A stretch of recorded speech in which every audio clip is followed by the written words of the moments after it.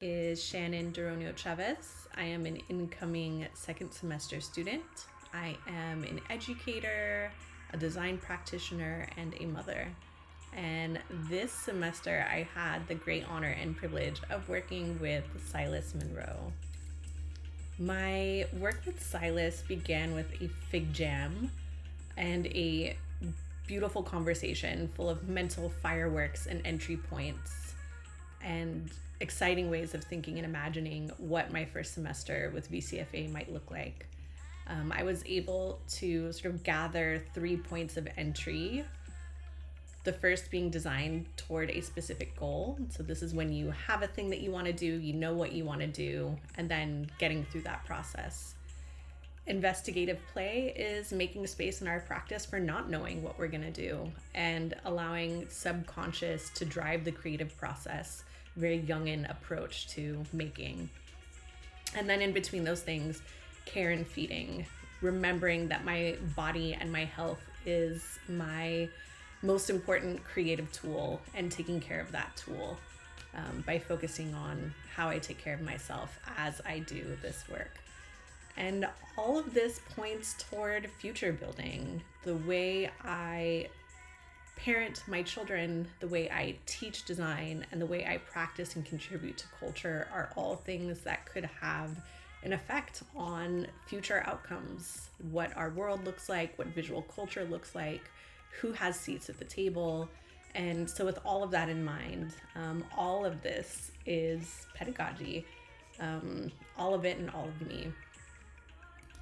Instead of creating paper packets, I leaned into a website which gave me a more fluid space to just get everything out and figure out what all of it was later. I named the website Dance Floor, which is English and Spanish dance flower, but also Dance Floor, the place where we get to sort of work out all of the things and leave them there.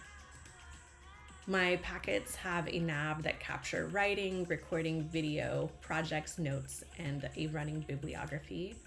I did a lot of writing, exploring the pedagogical and then exploring personal storytelling. I captured the visual making in 3 Post-its, just like my fig jam.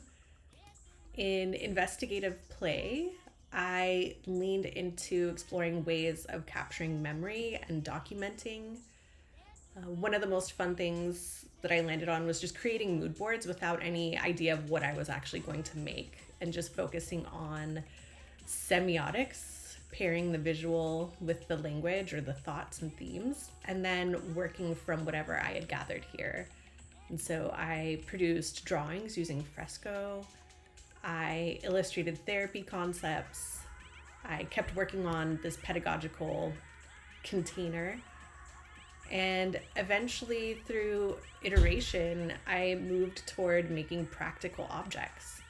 And I had to work again from there with merging them into a format that works with graphic design. How does a sculptural cake pair with typography?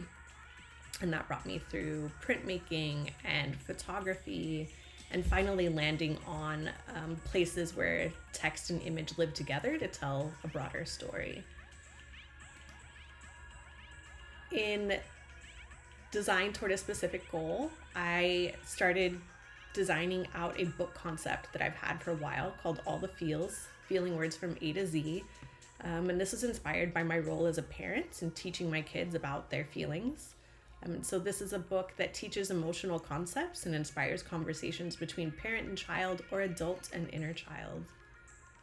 And then finally, my hypothesis for self-care is if design gives form to content through process, and content is our life, process is our daily choices, then form is the quality of our life. And with that in mind, I documented how I spent my semester outside of the work of creation, documented things that were hard, things that were inspiring, things that felt like they were lessons being taught, and just gathered them.